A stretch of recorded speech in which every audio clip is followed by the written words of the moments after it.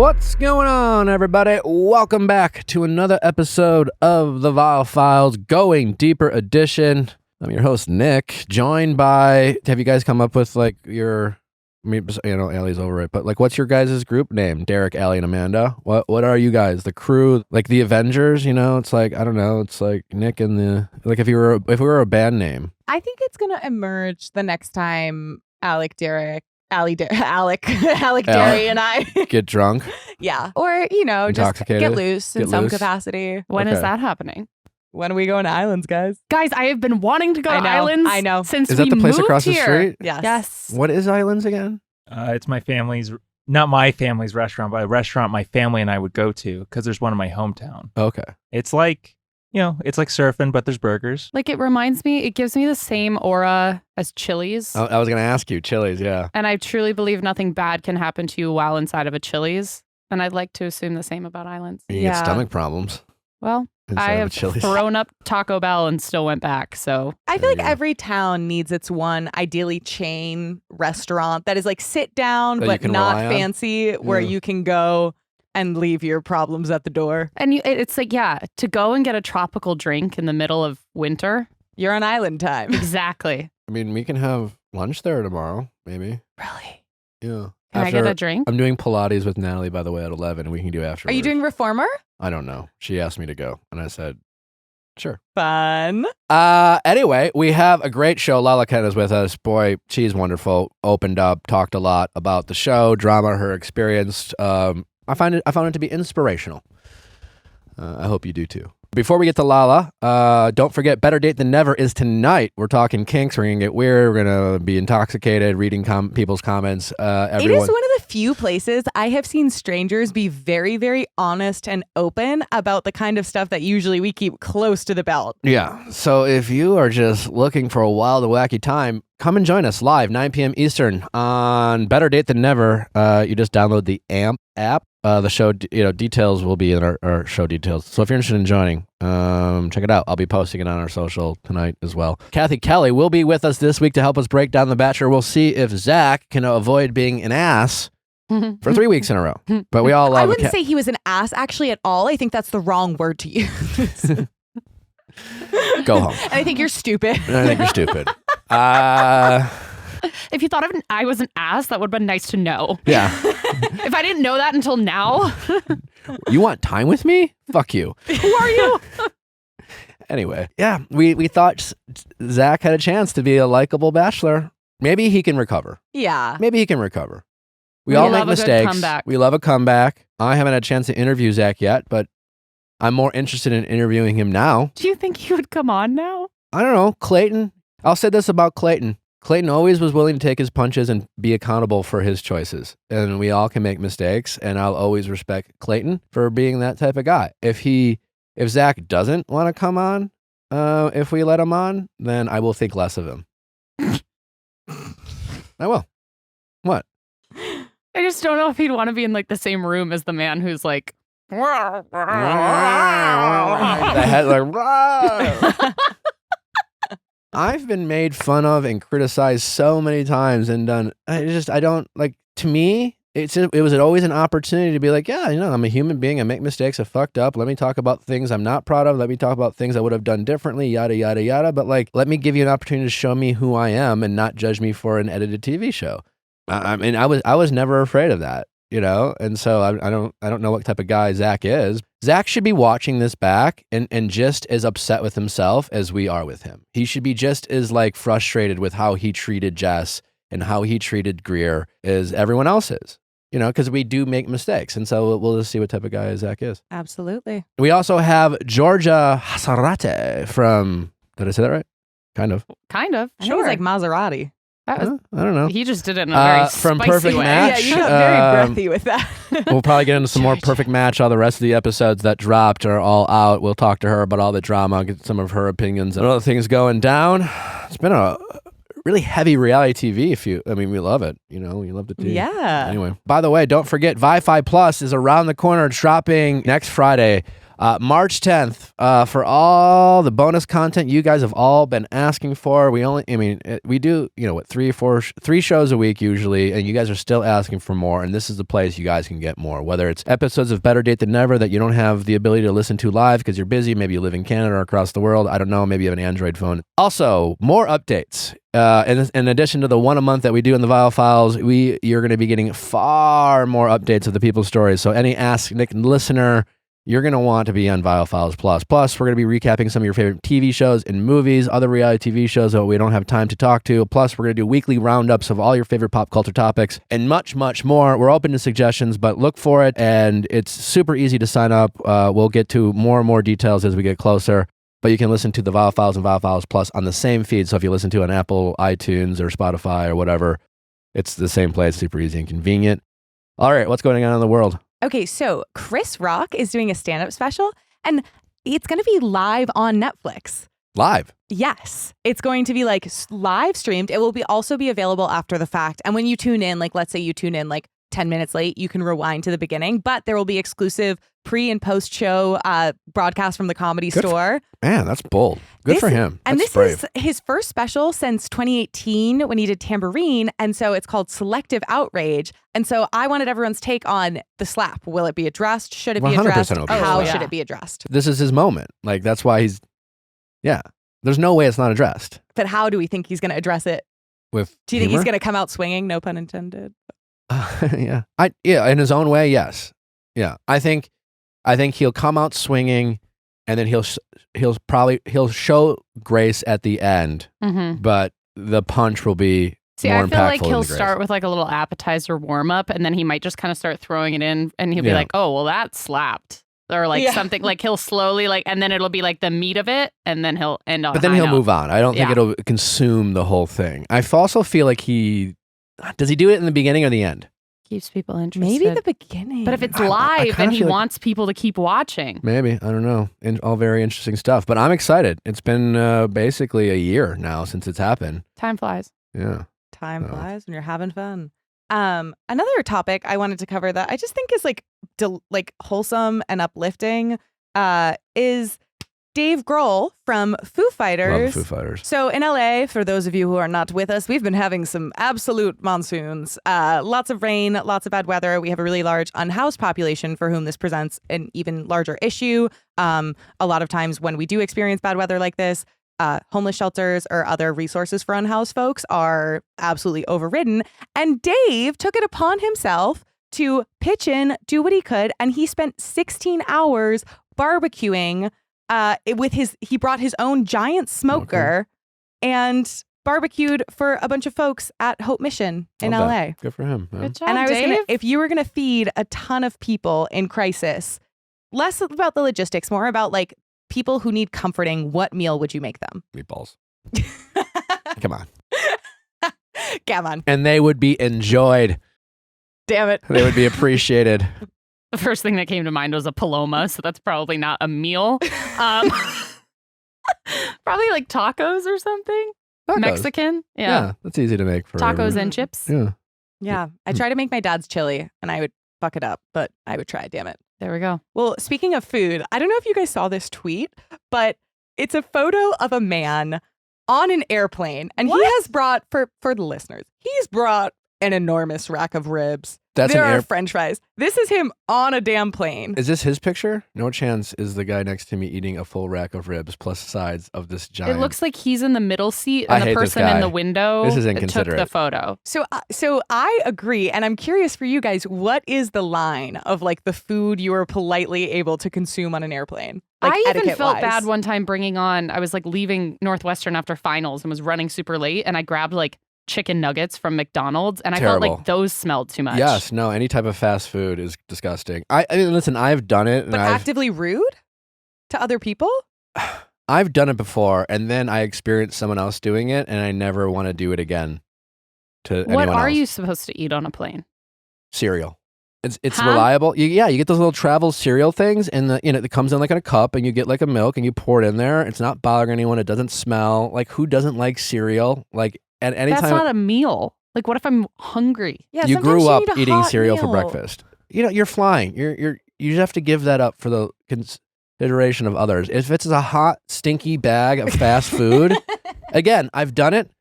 So, but I've had it been done to me, and there is nothing worse than being like surrounded and pushed around by people, and then this person next to you opens up this bag of greasy, fried. That's a one-step process. You're talking about like opening, adding liquid, having silverware. Yeah, it's a little bit of work on your end for sure, Also, but the it's not crunch affecting factor, anyone. It's That's not- some loud chewing. That's true.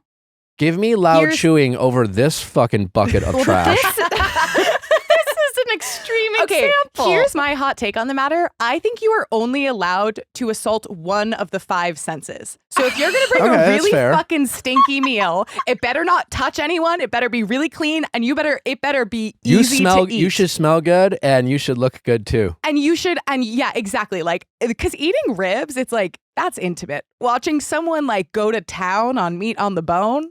Yeah, and also It's there's like a nothing lot. worse than seeing someone like come down the plane, aisle, and they're going to sit next to you, and like they decided to just like not give a shit about their hygiene today because they were traveling. You can tell these people. These people. You know who they are. And you're just like you're a disgusting person, and you're sitting next to me, and like our bodies are going to touch, and you're See, gross. I extend, I think, a lot of empathy to travelers. I don't. Not based on behavior. I really don't like it when people behave badly because it's like nobody wants to be fucking herded like cattle into this like tiny little box in the sky where we're then gonna have to like where there's one bathroom for every like 100 people here. So like, don't be a dick. But also like, I love it when people show up like looking like busted at the airport. As someone who shows up looking busted at the airport, But like, no. Do you guys have I need to know you stereotypical- showered today. I need to know you showered. but no, because I got to shower off the plane. I got to shower off Do you the guys plane. have standard traveling clothes?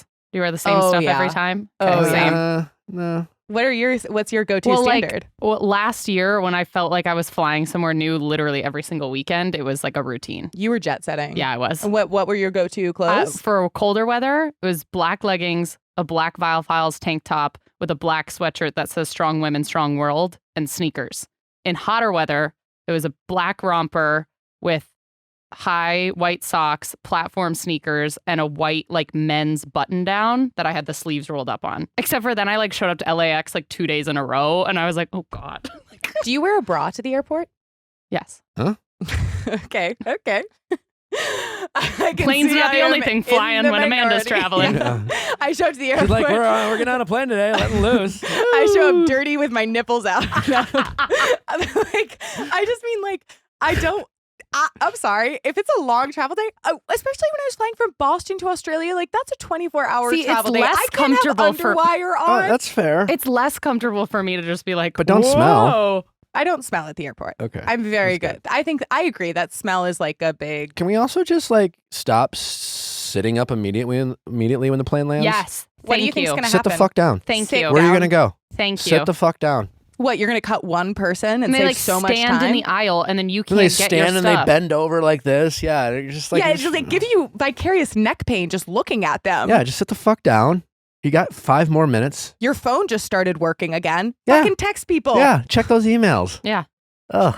Anyways, what else? Hey, didn't SK say something? Yep. He said a whole bunch of nothing. SK said some shit. Semantics.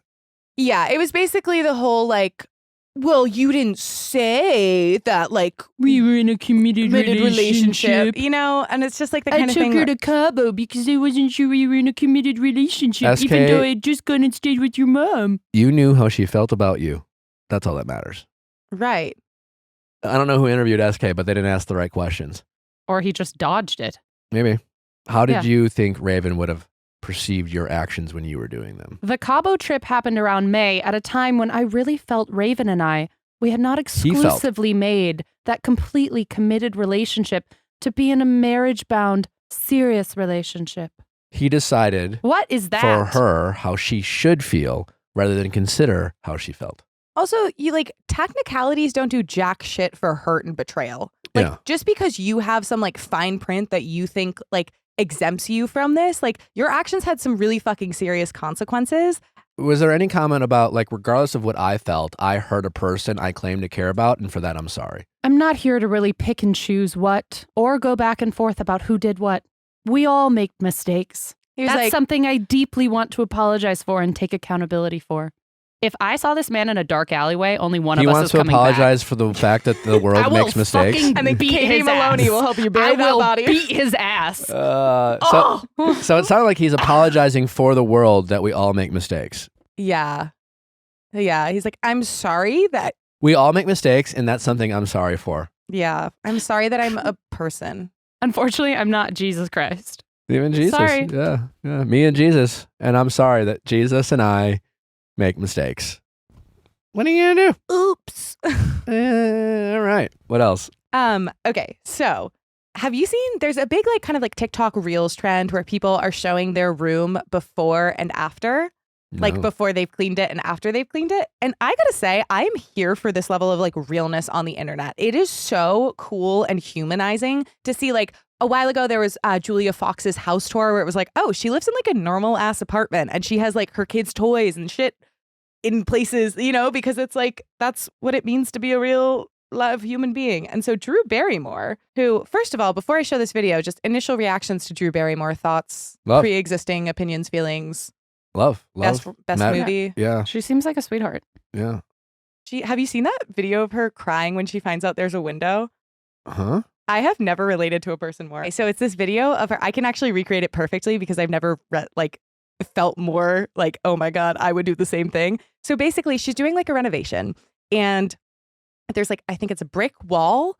And she's like, I feel like there's a window there. Like, she's like, I think there's a window there. I think there's a window there. They are going through the demolition. They knock back the walls. They find a window. And she was like, I knew there was a window. She cries. She becomes so emotional. She was like, I knew it was there. I knew there was a window. So was the emotion from her like just like that her instincts were correct? And I think like That's the reason you would cry happy tears.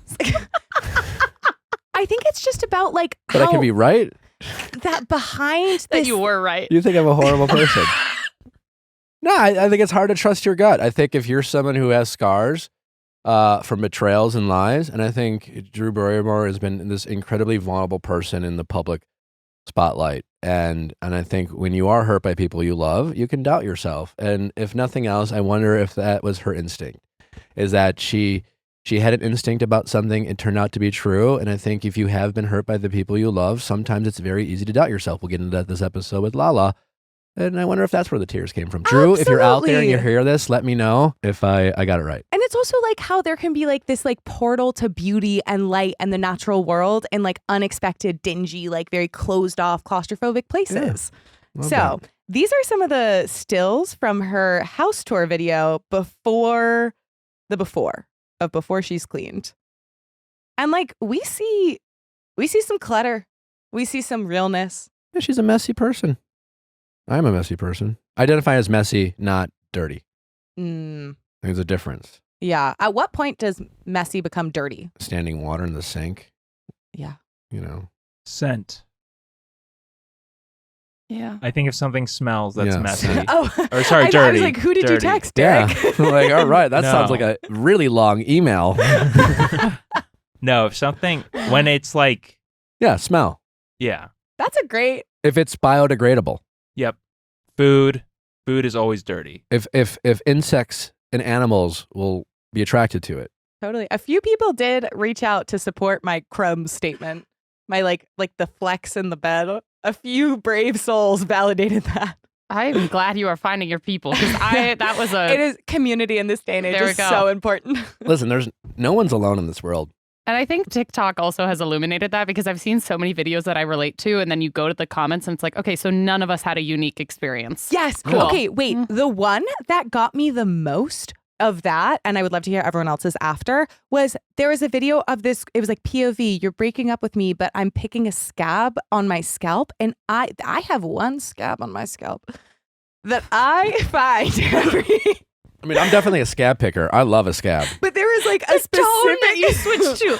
And I have one I have a scab on my scab on my scalp. scalp. I do. And it is, and I didn't even know what it was until I saw that video where I was like, there's this thing that I find. And at first I would panic, be like, do I have lice? And I don't have lice. But it is, I realized it was a scab and I was like, no fucking way that somebody else also has scabs on their scalp that they pick. What were your internet revelation videos of like, no way am I not That you're not alone? Yeah. It's hard for me to answer that question just because being on The Bachelor, you know what I'm saying? You don't feel like you have many secrets in that department. I don't know. Another example of one was like when it was like someone like kind of like shaking the gas nozzle to get all the gas out of the thing. Yeah.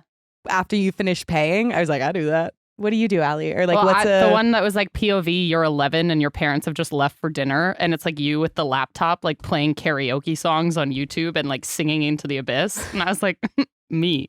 I don't know. I hate that I can't answer this question. You felt related to with the Turkey Club TikTok I sent you the other day. I did. Oh, yeah. The Turkey Club sandwich. You felt seen. I felt seen. Yep. That was your Drew Barrymore window moment. Yeah. That people who eat turkey sandwiches are like reliable. They're the salt of the earth people who, through thick and thin, will have your back. On the other side of thing, what do we think is the biggest red flag sandwich? And there's an easy answer, and it's not right. I think a lot of people might say tuna, and I just want to say it's not tuna. No, you're it brave. Might be stinky. Yeah, you're brave. But it like I feel like a lot of like quiet, lovely nerds that I know eat tuna. I had a tuna sandwich last night. I think if you eat a sandwich, you're just a solid person in general. In this day and age, I like sandwich people. I just feel like people don't talk about sandwiches very much anymore. It just feels like it's like not as present Is it in outdated? culture. No, I think Not it's in my life. I think it's a timeless classic. Not mine. I could survive off of We're sandwiches. big sandwich people. Yeah. You guys are really, yeah. So is Derek.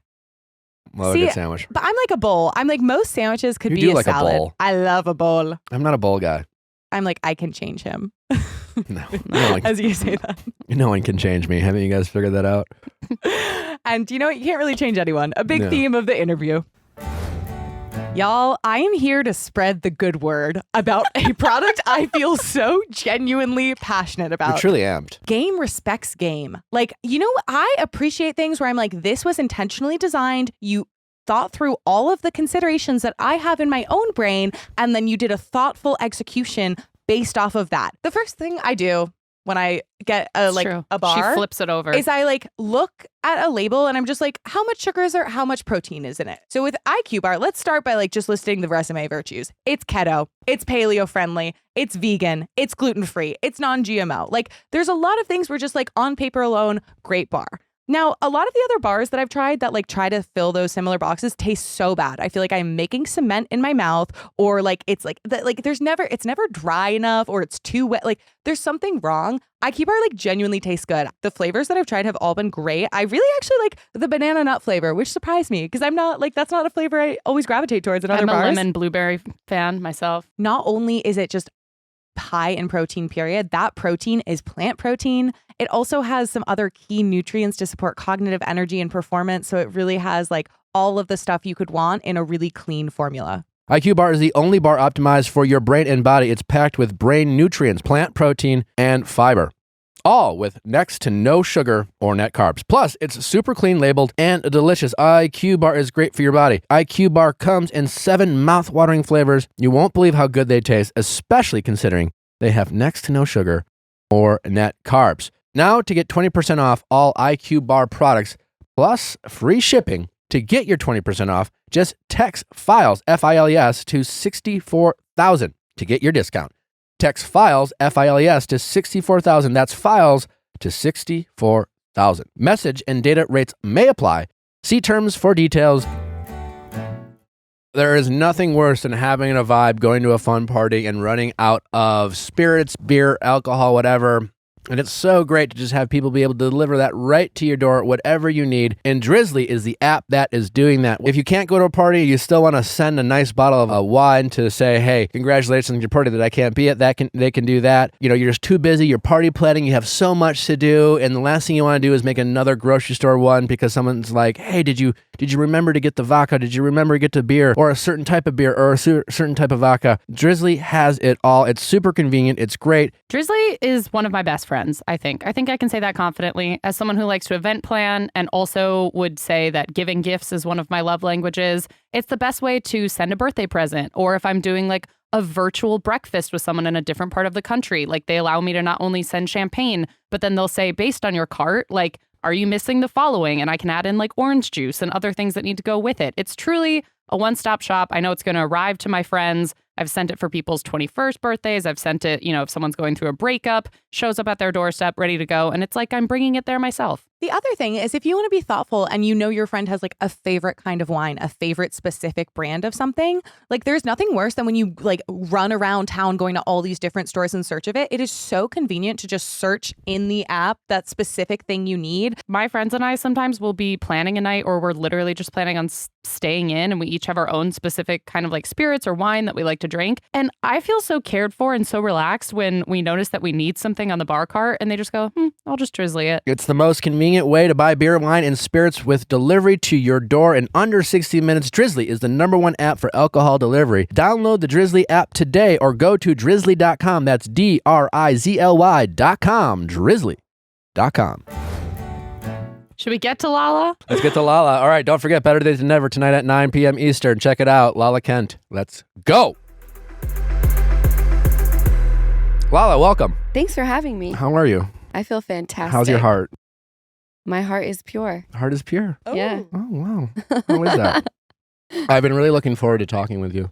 Really? Yeah. I was watching Vanderpump. I don't know much about you, so I've been kind of doing some deep dives. And I really like you, like as a human being. I appreciate that, Yeah. especially because you've been deep diving. And I assume that means like media or the show or things that have Yeah. been written and you still mess with me. I like that. I like people who, at least I feel like, really value loyalty in friendships and, truly are kind of ride or die people and people I don't necessarily want to get on their bad side. I really enjoy them. That makes me so happy that you're a little bit scared of me. I'm not necessarily scared of you. You said you don't want to be on my bad side. So why? That's fair. But I think I got the impression that you spend a lot of time in your head thinking about what friendship means to you. That's so crazy that you're bringing that up because I think about that all the time. And for me, when I'm thinking about friendship, just relationships in general, I like to think about how if the roles are reversed, and I know I say crazy things, I know I do crazy things, and when people forgive me, I appreciate that and we can move forward and kind of get to common ground again. So I try to do that in my friendships. And I don't go into friendships with blind loyalty. Just because we're friends, I'm not going to co-sign on everything you do all the time. And I hope that my friends don't do that for me. I couldn't agree more. True or false? I think most people think they are loyal, but most people are not. I agree with that. When I first moved to LA, I feel like I was kind of in this zone of, I was with a lot of people who I grew up with. And I was like, people talk about this city as like, it's a dog eat dog world. And like, no one's going to be loyal. No one is going to have your back. It's all about what can I get from you? And I didn't see it that way until probably the past year and a half where I'm like, wow, people really just want something from you. And once you can't offer them anything, they're out the door. Yeah. Yeah. People, I find like in like when people think of friendships, I think a lot of people, well, I don't think most people think about what actually friendship means to them. Like how would they act in various situations, especially when it's just like, I don't want this to affect my brand. I don't want this to affect how I'm perceived. People are quick to dismiss you. Yeah. And it is different out here because most people are in the entertainment world and friendships get difficult, especially in the environment that I'm in, because this isn't a competition reality show. These people that I'm on TV with who were supposed to make a show that's very entertaining, these people are actually my friends as well. And so when things happen and you want to either hold them accountable or you have to take criticism, it gets difficult because there's things where you don't talk about it on camera and there's repercussions behind the scenes if you don't talk about it on camera. So it's like a sticky place to be in. I assume do you feel that way? As far as what? Well, you've done reality TV. It's strange where everything is kind of a free-for-all. Even therapy sessions are being filmed. And I'm like, I understand. Actual therapy? Oh, yeah. There's been many people on my show who have done therapy sessions, and they talk about the dynamics in the friend group. Yes, I enjoy therapy and I go, but like I don't allow a friend to come in the room. So why would I allow a camera crew to come in the room? Like It's not real therapy then at that point. Right, but as an audience member, you do feel like, sure. they're really upset at Katie, or they're really affected by Jax Taylor, and it's like It's like performative therapy at that point. Exactly. Yes, but you're sitting there watching, and at the same time, you're seeing what your friends say about you. Yeah. And then you're off camera and you're like, well, I still want to have fun with you, but it's just a strange dynamic. The friend space that I have in LA, we're also on TV. Yeah, no, it's bizarre. Where are you and Tom now with your friendship? Which one? Schwartz, yeah. I've been dragging him pretty hard lately. I gotta stop doing that. Certainly, like, the weakness, I really enjoyed that comment where you, like, what did you say to him? Like, he smells weakness, or are you... I said I don't associate with weakness. I feel like when I was watching it, I was like, I have very similar qualities to Lala. But don't you think that goes back to you want to be around a friend group who elevates you? Yeah, but that comment, and I kind of loved it, but it reminded me of me if someone hurts me, right? It takes a lot for me to, I'm a pretty even keel guy. You seem that way. I'm not a reactive person, but I'm human. And if you hurt me, I have an uncanny ability.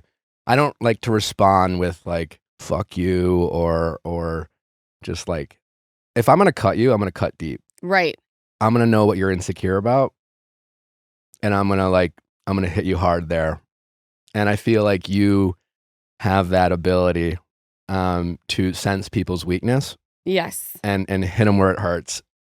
And I think when you said that to Tom, I think you sense that is something that he feels inside, and you said it to him because you knew it would cut him. That's a really interesting perspective, because I don't know. That was just my observation on him. I don't know if he's insecure about being a weak person. I don't even But think you observed that. You know what I'm saying? I observed that your actions are that of a weak person. Yeah. It takes a strong person to sit down in a relationship and say, these things aren't working. What do we have to do to fix it? What can I do to contribute to like elevating this relationship? I think it takes a strong person to say, you know what? Like, this person isn't great. I'm not going to kick it with them. He just gives me that vibe of like, if we were in the jungle, he would be the gazelle and I would be the lion. Yeah, nothing pisses me off more when people or friends say things like, well, it's not really my business or my problem, and I'm not really involved. I just wanted to play pickleball and blah, blah, blah, blah, blah. And it's just like, you know what you did. You know how I was going to receive it. And it's a cop-out. Again, when I talk about friendships, it's like, in that moment, friendship is about loyalty. Sometimes you have to pick sides. Sometimes you have to look at a situation and think, who is right, who is wrong, who am I going to fuck with, like, who am I going to back up? And Tom, in that moment, to me, wasn't really worried about literally anyone but himself. He was worried about not being bored and wanting to play pickleball. Which, it's just so funny because he's always with Tom Sandoval. I can think of a million things you could do if you didn't want to be bored. Yeah. And like you said, there are going to be times in life where you do have to choose. And for me, I made it very clear my stance on things. And he can say that he felt that me saying that was ego driven. But I was so broken. There was no ego for the first time, I think, ever in my life. Yeah. I wasn't driven by my ego. Yeah. It was really, I really felt for you in that moment when you were talking to Lisa. And I could tell she was, trying to come from a place of love, but, clearly you went through a lot with your ex. And I know what it's like to be cheated on. I know what it's like to be lied to by the people I love the most. It's a very scary feeling to like wake up and realize, or even question, like, who are you? you know, to the people that you truly love. And that makes you feel alone and vulnerable and stupid. And then you do worry about what people might have to say. You know, I'm thankful as I've gotten older, kind of like, you know, you mentioned, like, I've learned not to feel sorry for myself for my choices. Like when I was younger and shit happened to me, my ego would take over. And I would kind of go in this kind of, why me? How could this happen to me? I can't believe this happened to me. Like, oh my God, like this. And now it's just more like I take big swings. I love that. I risk a lot of stuff. I want to have an exciting and bold life. And like, if you take big swings, you're going to miss once in a while. Right. And I don't need people to feel sorry for me. But that being said, when people weaponize my pain against me, I'm coming for you. yeah. And Yeah. so I was curious, do you think your harshness with Tom had to do with maybe some of his comments around, or whether it was Tom Schwartz or Sandy, whatever the fuck his last name is, when he made that comment about like, you should have known, or, you know, just kind of the mocking you for your choice to, you know, date Randall or get engaged to Randall. Like, how did that make you feel? Was that triggering for you? And is that part of the reason where you kind of wanted to come for him, or either of them? I mean, I didn't know that Sandoval made that comment until I watched it. And I think it was coming from two places. The first one was I thought that I was in a very happy relationship that I was going to be in for the rest of my life. And I never want Ocean to feel like she wasn't brought to this earth out of love. Yeah. And that was like, okay, you can come for me and we can talk about my stupid decisions. But Ocean was the best decision that I ever made in my entire life. Mm-hmm. So I felt like he was almost coming for her rather than coming for me. And I also think I took it on and was really triggered because I think about that all the time. Like, what did I bring my daughter into? Like, she had no say in the matter. She was just an innocent little being. So I think that triggered me, that it's like I feel guilty all the time, you know, because I'm out. I get to go and live my life and be happy. The only person that suffers from this is my kid being punted back and forth between two homes. She's never going to know what it feels like to have all of her stuff in one place, Mm-hmm. have the same person pick her up from school. That like ripped at me. Yeah. I'm sorry. Okay. I'm a big believer that, you know, like, listen, life is hard. You know, I don't care who you are. I don't care how privileged you are. And I think that's allowed me to do what I do because, again, like, as someone who takes big swings, like, you just realize that shit happens to all of us. And it's how we respond and how we move forward. And I really appreciate you sharing that about your daughter. But I also believe, you know, again, we can all be better people for the adversity that we face. There must be a lot of things that you are proud of as a mother, and things that you have done for your daughter, and your willingness and your ability to survive this just really shitty experience. Like, to navigate what you had to navigate on a public platform, and the fact that you haven't been leading with your ego, you know, despite what people might say is an incredible accomplishment in and of itself. And then to focus on yourself and your mental health and your daughter, like, what are things that you are most proud of and your ability to overcome this adversity and deal with it, and then, you know, be better for it? And how are you better for this experience happening to you? And what are you committed to as a mother and your daughter? And how do you feel like overall, despite the things that you know that you won't ever have, and when you kind of think about that past life, it's easy to get down in the dumps, but what are you most proud of as a mother and as someone who's overcome this adversity?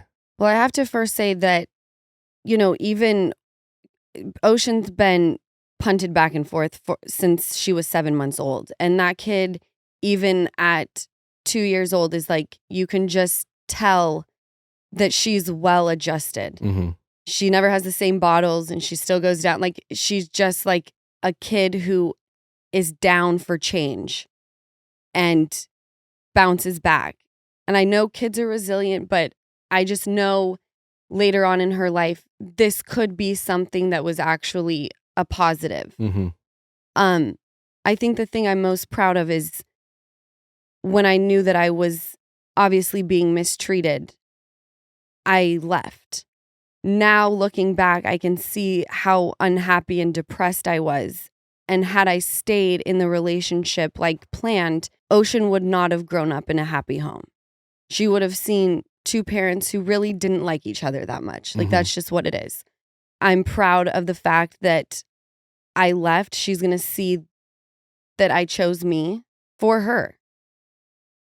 You know, without me being healthy and happy, my daughter will suffer from that. Yeah. And also not being quiet. I know so many people are telling me, like, you got to move on, you've got to get over it. But just with the things that I know, I want my daughter to know there are going to be times where your voice is all you have. Do not let anyone take that from you. That's so true. There are a million people out there who are in toxic relationships, unhappy relationships, a lot more people who have kids.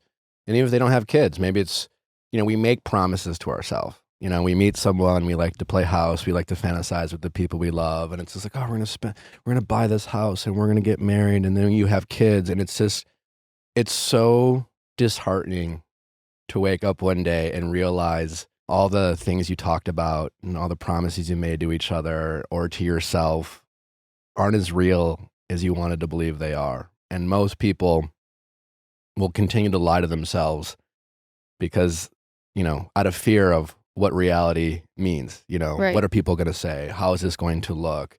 I don't want to be single again. I don't want to go back out and date and things like that. But what would you say to anyone listening in your who are maybe similar situations? They're just unhappy. They feel they're not being treated right. Maybe they are people with, women with kids who are like, I got to stay in it for the family. I got the family unit. What would you say to them to give them the courage to move forward? And can you give them some sort of optimism of what life can be despite it not being what they hoped it would be?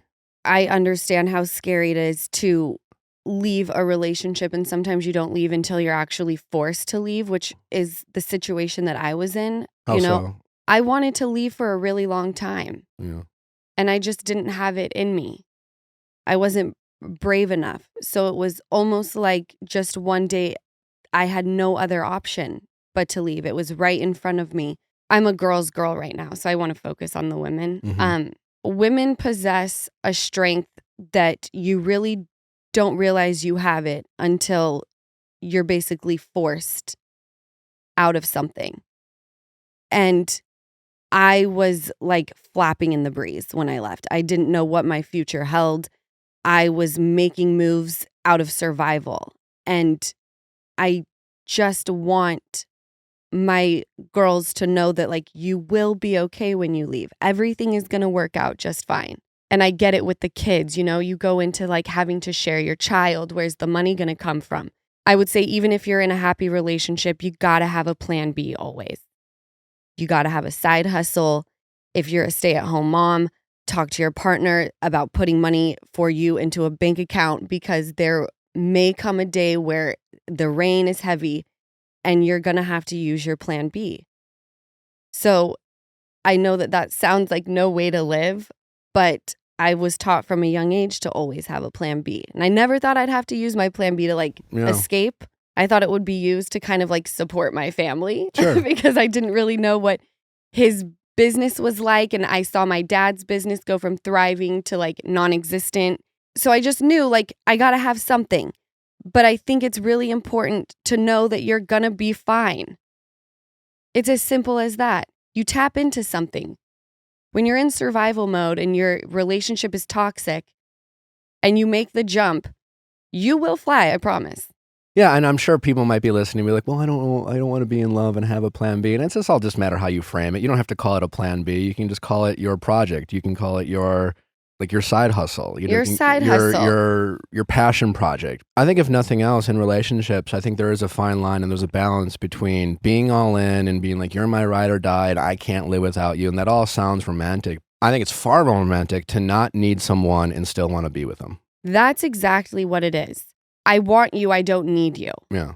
And yes, love is a beautiful thing that we think about and we want it to last forever. But at the end of the day, like, we can't control other people. Things happen. You don't have to call it, like you said, a plan B, but I just think it's about being smart. I don't plan on my house burning down one day, but I'm sure people whose homes have burned down, they also didn't plan on it. Yeah. Things happen. You still believe in love? Yeah, Yeah. I believe in love. That's great. I just think I'm a little bit more aware. I don't think love is going to come as easy to me this time because I feel like everything is a red flag. Yeah. What does love mean to you right now? Like let's say you go out there, you start dating, you meet a guy, you're connecting with him. You're like, I see some potential here. Like, what are conversations? Yeah. Like, what are conversations as you start dating and go out there that you, maybe not on the first or second or third date, whenever you feel like the right time is, but what are conversations you need to have with a potential partner that you weren't willing to have in the past? Because in the past, I think, when we're younger, it's just like, it's easier to ignore red flags. Love's hard enough to find. You go out there, go on like 15 bad fucking dates. You're like, hey, who are these fucking people? Right. And then you meet someone you connect with and you're just like, I don't want to fuck this up. I don't want to rock the boat. I don't want to see what's behind the curtain. Yeah. You mentioned, I think on the show, how Randall made you, it's like, I was just, this guy just loved me, and it was just, Right. I felt so loved by him. And it's such a great feeling. And I think when we feel that, it's just very easy to like look the other way. What are some things now as you go out there and date that you're not going to look the other way this time? And what are some questions you want to ask people you're dating to protect yourself and to build that connection? Not necessarily to question their intentions, but to just make sure that they're the right person for you and they're on your level and they can fuck with you and they can like meet you, rise to your level, so to speak. Well, the first thing I always do when I meet someone that I feel like I'm enjoying their time is I pull a background check on them. Just Full on. Yeah. Like a real background check. Like a very, yes, heavy duty, worldwide background check. I'm a little scarred. I'm leading with my trauma into most relationships, which is why we're gonna pump just the really brakes. make sure we get the right people. Yeah. I don't know what a therapist would say to that, but She would say we should do some heavy duty work.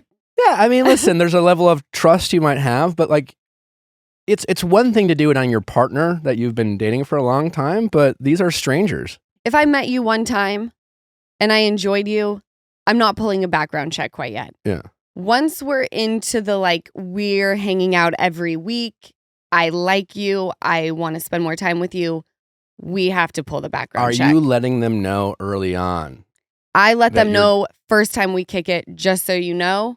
If this goes well. I pull a background check on everybody. What's the craziest thing that's popped up in a background check? There haven't been a lot of crazy things. I think the biggest red flag was this guy who had like tens of thousands of dollars in unpaid parking tickets and then driving without insurance. And he was like 40. Oh. And to me, that just shows like you are not responsible or reliable. Yeah. Big red flag. Also, you're a liar. If that's you, he's a liar. That person's a liar. You can't have that level of, you can't have that many fuck ups. Right. And still be going out and doing what you're doing without having to lie. Correct. You know what I'm saying? Like Yes. he's getting pulled over, things are happening, and he's not owning his issues. And the only way to keep surviving is to lie. Correct. So huge red flag there. Once the background is clear and clean. What's step 2? STD test. My biggest question is, what do you want in life? Because I find if you talk too much, just in my experience and what I'm worried I could attract again is someone who kind of latches on to what I'm saying and they try to paint the picture of what I want. So I try to keep myself very surfaced and have them just kind of roll and talk and I flag things, that I like that. Yeah. you get what I mean? Yeah, because I think, again, when it's so fun to romanticize Yeah. with people you like. It's so fun to talk about the future. But when you do that, you can you can give yourself away about the things you're looking for and things you want, and people unfortunately can use that against you. Right. Yeah, that's a good thought. I think we don't spend enough of time dating when we meet someone talking about what we need and want in the moment, in the present. We spend a lot of time talking about what we want in the future and the Yes. idea of things. And I think that's easier for people to bullshit and fake. Right. Because people can make promises all the time. Oh, I want that too. Oh my God, same, me. Like Yes. eventually, but like they don't have to actually show you in that moment because you're all talking about the future. Right. Yeah, I want to get married someday. I want a house. I want a picket fence. I want this. I want to travel. I want this. But like no one has to like show up in that moment to show that they really want that. Right. And I feel like narcissism is an epidemic, and they basically just latch on and create the illusion for you that they're exactly what you're looking for, and then they gain control. And I'm now aware of these things, and that's why I really just keep it very at the top. I'm not telling you my deepest, darkest wants and needs. I want you to do most of the talking so that I can flag things that just aren't sitting right. And I also have found, most people, like you said, they romanticize things. The love bombing is a very real thing. If I'm talking to a dude and he's blowing me up constantly, calling a lot, wanting to say this, that, and the other, red flag. Like, you're making this, life is intense. The dude who's telling me, I want to take things slow. This is what I'm looking for right now. This is what I see in the future. I'm like, this is the dude. Also, how do you have time to text me 22 times in a row? Don't you work? Red flag. Why are you calling me in the middle of the day? Do you have a job? Not in LA. Not in LA. So I feel like because I'm just kind of wrapped up in working and providing for Ocean and just babying, our little mother-daughter bond, there's not a whole lot of room for me to go out and date and look for love. I feel like when the time comes, I'm going to know. Right now, I'm just enjoying the company of men. Okay. So you're actively dating. You're kind of you're back in your fuckboy era a little bit. Oh, I'm fully there. I know. It's like when I don't have As my you should. kid, you guys, Yeah. I like a woman in the night. Yeah. Putting on my trench coat with my lingerie. It's just like, what am I doing? Pop off, queen. Yeah, there was the Pop famous off, trailer queen. quote, I couldn't sleep in the bed because it was so wet. So Yeah. it sounds like you're having a very fulfilling and gratifying time. I never thought I would go back into like a quote unquote, my own quote, hoe phase. But again, life just throws things at you and you just roll with it. When Yeah. life offers you a second hoe phase, you take it. You take it. Fuck Right? Yeah. I should Yeah. feel lucky. Yeah. I just think whenever we die, I just know that it won't only be the happy moments that flash before my eyes.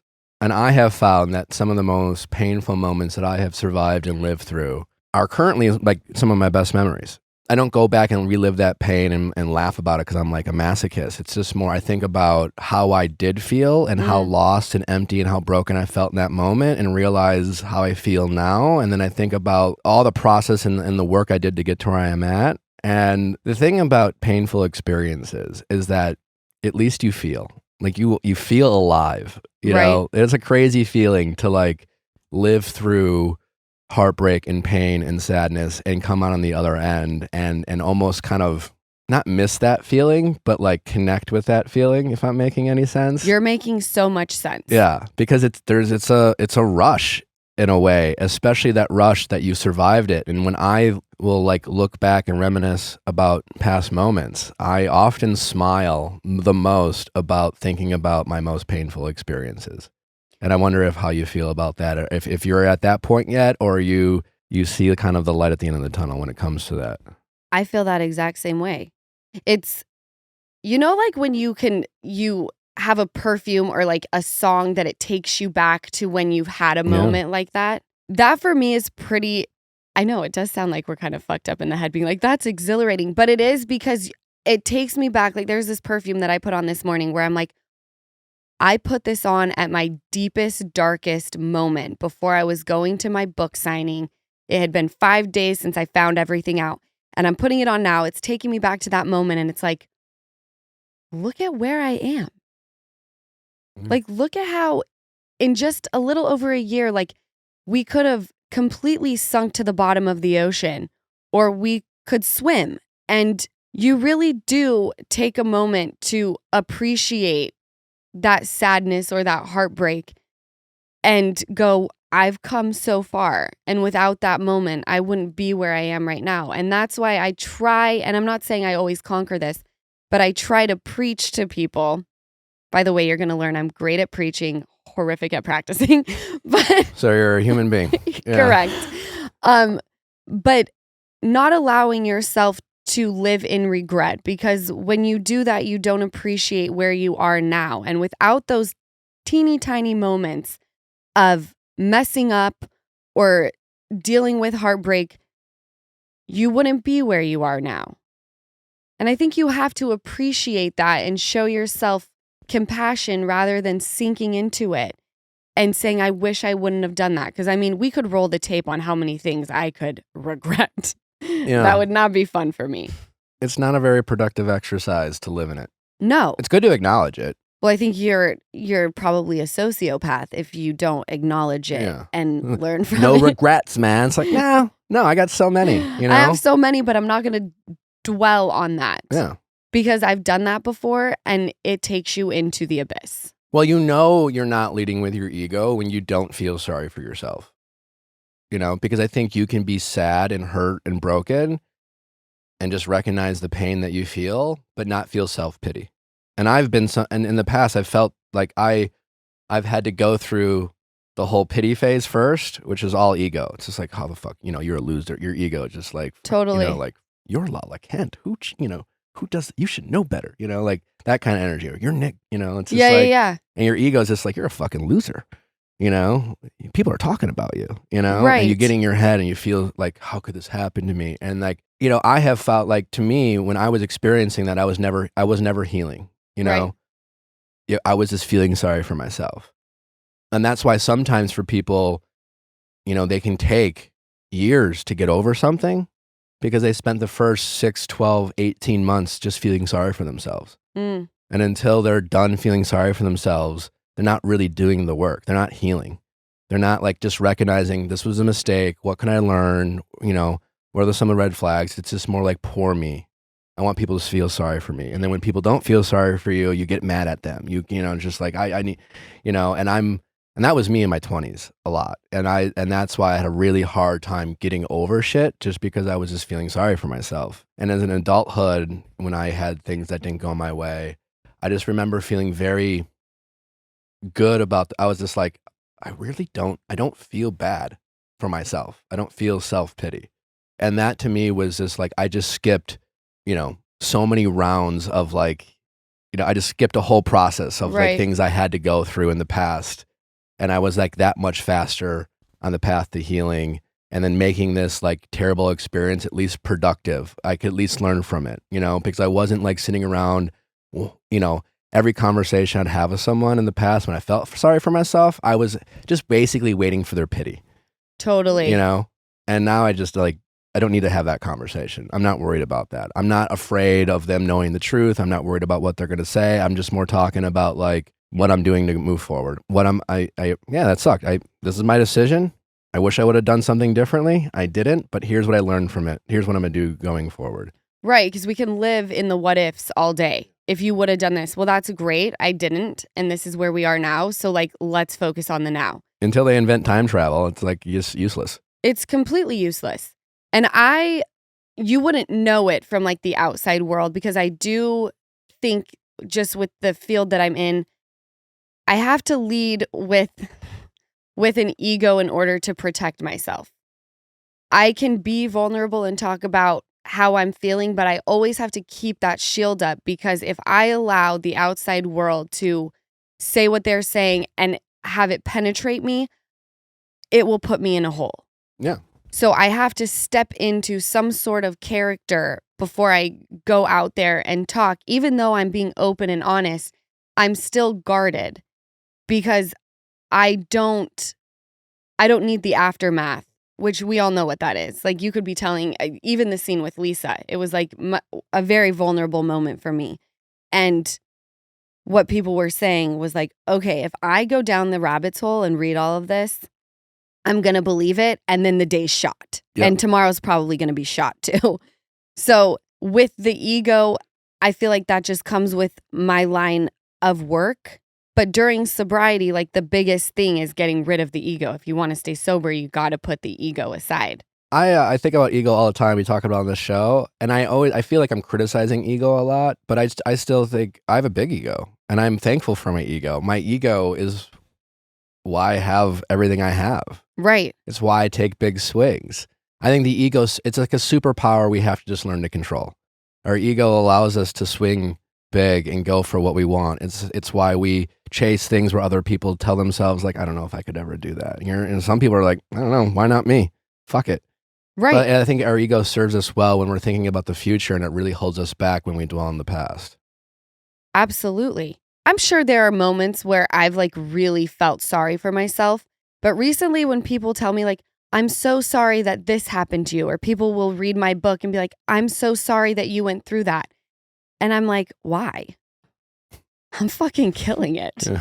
Like, I'm not sorry that I went through it. Like every single thing was a complete learning experience. I mean, the death of my dad, and me really leaning on the bottle. 6 months later, I got sober. Like every single thing that's happened in my life has led to something so great that I can't be mad at it. Even a horrific relationship, I got Ocean Kent out of that. I'm fucking winning, right? I love that. Yeah, absolutely. I have to fuel my own ego because for me, no one else is going to do that for me. No one else is going to toot my horn, lift me up. So if I don't do that for myself, then I'm really screwed. And like, I don't know, what's the ideal life these days? There's no such thing. Happiness. Yeah. Every time I get to make a birthday wish, I hope it comes true now that I'm telling you what it is. I just want to be happy. So whether that means I'm living in a box or I go back to Utah or I'm living in a mansion on the hill, I don't really give a shit. Yeah. I just want to be happy and feel free. We have a lot of single parents on this show, people who are stuck in like co-parenting situations. Obviously, you're in that. How do you deal with that? Especially with someone who did a lot of fucking bad, wicked shit, but he's the father to your daughter. First of all, how much do you care? How much do you allow it to be your problem? Do you think Randall is using this experience to even try to be a better person, if for no other reason to be a better father? Do you think he will use his experience? And you have a daughter. It's not even like you have a son, Right. Someday Ocean's going to grow up and be a beautiful woman and out in the dating world, and she is going to be dating men. And how do you feel? Do you even care? Is it like, are you parenting against Randall, or do you see hope, if for no other reason, through your daughter, that he is holding himself accountable and trying to be at least a good father to Ocean? I think because he's being watched closely, he's portraying that. But I lived in that house for a long time, and no. You don't think there's a good person inside there? No. And I don't think there's any changing. But I can only do what I can control. So there's a very large barrier between what happens at my home and what happens over there. Mm-hmm. I have learned through all of this and through a therapist who specializes in these types of cases that a child only needs one healthy parent. And that's why at the very beginning, it was really difficult to deal with him. I'm pretty unfazed by him now. So I just try to maintain a large distance so that toxic energy doesn't come into my home. And when Ocean comes to my home, I can just tell that whatever we're doing, my kid is happy, and she's with me the majority of the time, which is great. And as long as I keep that distance and we just do our thing, and at the Kent house, we're thriving and happy and healthy, my kid's going to be fine. So whatever he does over there and whatever he wants to portray, I can't control It's not that. your problem. It's not my problem. As Ocean gets older, if I see things, I'm a mama bear. I don't roll over and die. We'll have a discussion then. But as of right now, I've learned that things that I can control are the only things I'm going to worry about. I love that. So you're not stressing yourself out about the future. The future will happen when it happens, and if there's something to deal with it, that's when you deal with it. But right now, we're just focused on the good things with Ocean and what you can control. I love that. Yeah. And I have a really profound relationship with the universe. And I just know that if I lean in on that, Ocean will always be okay. There are just certain things where when you want to control something and you feel like you can't, I think it's really important that you have a higher power that you can rely on. And I don't care what that is. And it doesn't have to, it's not a religious thing I'm talking about. Strictly something to punt your issues or your stressors to when it becomes too much. And that's what I do. I did it last night. I was like, I'm talking myself into a hole about my daughter. Like, we have to do something. And I did my little thing with my sage and Palo Santo, and I punted it to the universe and said, this is what I want. Please take control. And I slept like a baby. That's great. I know it sounds strange. Nah, I mean, It depends on who I talk to about this. Some people are like, she's insane. And other people are like, I do the same thing. I'm with you. I just like whatever people need to self-soothe. I grew up very religious. I'm not as religious anymore, whatever, but it's just like whatever you're able to do to kind of center yourself, fill your cup, right? Whatever you call it, it just like life is all about perspective. It just is, again, like shitty things happen to all of us. Mm-hmm. Every person is going to wake up one day at some point and go, how the fuck, I never thought this would happen to me. Right. It's like, it's just going to, I don't know what's going to happen to you listening, but like some shit's going to happen. And if you haven't experienced yet, congratulations, but it's coming. It's around the corner. I love that you say that because there's so many people who say like, this person has it all figured out. Nah. I'm like, no. Our day, like if I think that after the dust has settled and this is the only thing I'm going to have to face, there's something coming in my future that I'm going to have to deal with again. Yeah. And it's just a matter of how are you going to view it?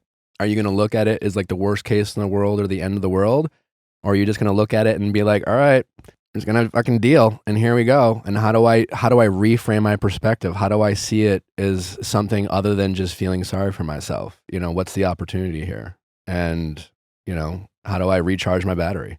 I always say you have two options. You can sink or you can swim. Yeah. I'm curious, like thinking of your friends and castmates, who do you feel like most closely aligns with that perspective and those like that specific flavor of wisdom?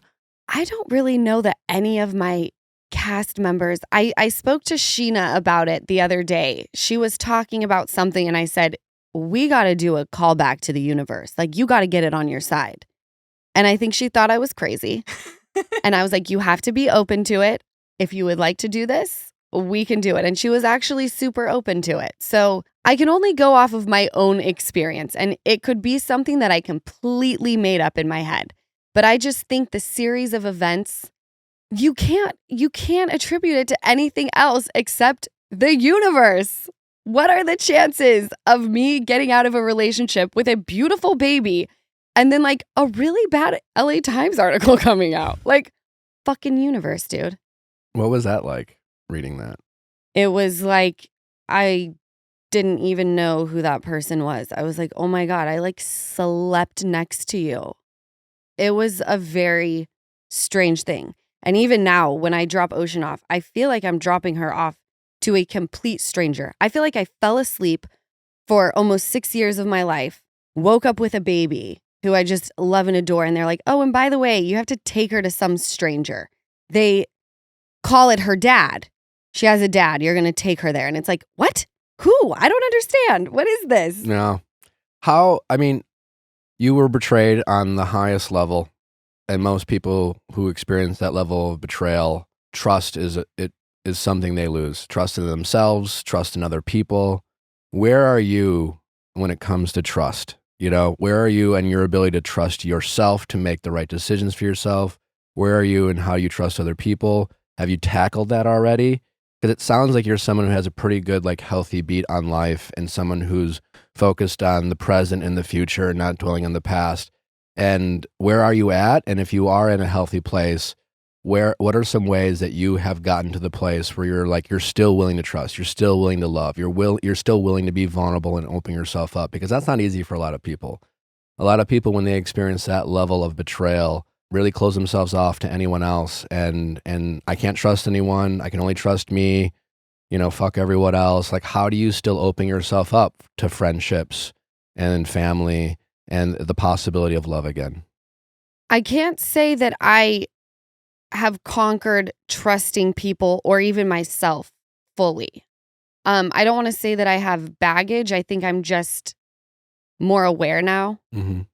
And I've now seen that like evil can make its way into your life without you even knowing. So I'm hypersensitive to anybody new.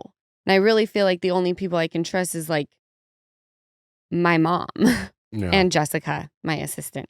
But I just have to believe that not everyone is bad. I have to take my experience and instead of, seeing red flags in every single thing someone says, it's going to take a lot of time. I know that right now I'm not able to go out and find a partner. I think it's going to take some work. So even though the trust in myself and in other people isn't there, I know that it will be there again. Mhm. It's not gone. This is not going to break me to where I can't, allow people into my space. But I do look at myself going, damn, with a lot of these background checks that you're like, I like them. Oh, picker is still off. Yeah, our pickers are always going to be a little off. But you get that background check.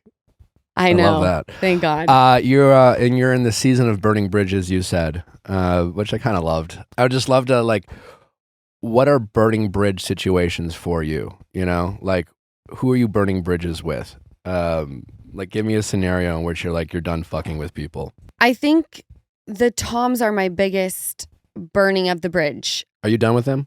Yeah. I feel like, and they would probably completely disagree with me, but I feel like I have always checked in, built them up. Tom Schwartz, I don't want to clump him in with Sandoval because I feel like I do that a lot and I don't want to do that. Tom Schwartz really is like a kind person. I just feel like he doesn't like conflict and that gets annoying. It gets very annoying. Yeah. And it shows that like you're just weak. And I didn't take a jab at his marriage. I took a jab at him in the marriage. The marriage was beautiful and could have lasted a long time, but you in it made that not happen.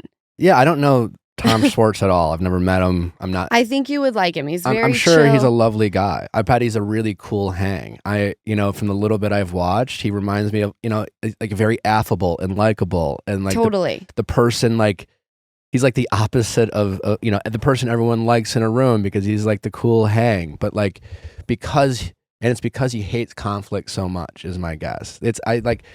I have friends like that. I don't have any really close friends like that. I have a lot of acquaintances like that because to me, those people aren't loyal, right? I know those people when it comes down to it, when they're faced with it, they'll just step away. They'll say things like, well, it's not really my issue, or I don't want to rock the boat. Mm-hmm. But if you actually look at their lives, they're constantly contradicting themselves and things like that. They also expect more from others than they're willing to give people. I feel like if Tom, and I don't know him at all, so I'm just guessing, but I feel like he would have a lot of expectations of the type of loyalty people should give him in certain situations, but then tell other people at identical situations, it's not really my problem. I just wanted to play pickleball. I didn't really want to step up. I don't want to burn any bridges because I just want everyone to like me. I just want everyone to be cool with me. And I just to me, when I think about loyalty and friendships, those aren't the people I really want to associate myself with. Yeah, and neither do I. Tom Sandoval is a different situation. There's things that he's pointed out about me that I've really tried to hone in and fix. And even when I do, he's still nowhere to be found. What do you mean? He would tell me that I was never around and I never texted, and it's because I isolate myself from the group. And so I tried to change that by reaching out more often. What are you guys up to? And rarely would I even get a response. And even, I don't even care if we don't like each other, but when you hear that like my life has kind of taken a turn and I have a child, I just feel that it's common. Even if you don't fuck with someone, you at least ask how they're doing. Like not once has he ever just said like, hey, I just want to see if you're okay. Yeah. I mean, most people, like friendship for most people, especially in LA, is based off of convenience. Is it convenient for me to be your friend? Right. Is it fun for me to be your friend? You know, but when it becomes inconvenient, that's when you really know who your true friends are. I agree with you. So I think the year of burning bridges is just if you don't add to my life or my soul is sucked dry when I'm around you, like, let's just call it a day. I don't care if I end up with just my family around me. I just want to be around people who make me feel happy and it's lighthearted. I can't deal with the heaviness. Like I've had to deal with a lot of heaviness. I still got to deal with a lot of heaviness. Take me to the light when I'm around you. Act like you give a shit. We don't got to get deep into things. But a simple, hey, how you doing? I know life is crazy for you right now. Like, it took you 1,000,000 years to open a freaking bar. And once you finally opened it, like, I sent you a text acknowledging that you should be proud of yourselves because it looks great. And I don't even get a response. I'm good on you now. And you're not going to sit here and gaslight me and make me think that I'm the problem. Because you've pointed out when I'm the problem, and I've really done everything to try and fix it. No, I mean, we've all been the problem. Some of us take accountability, acknowledge it, and some of us don't.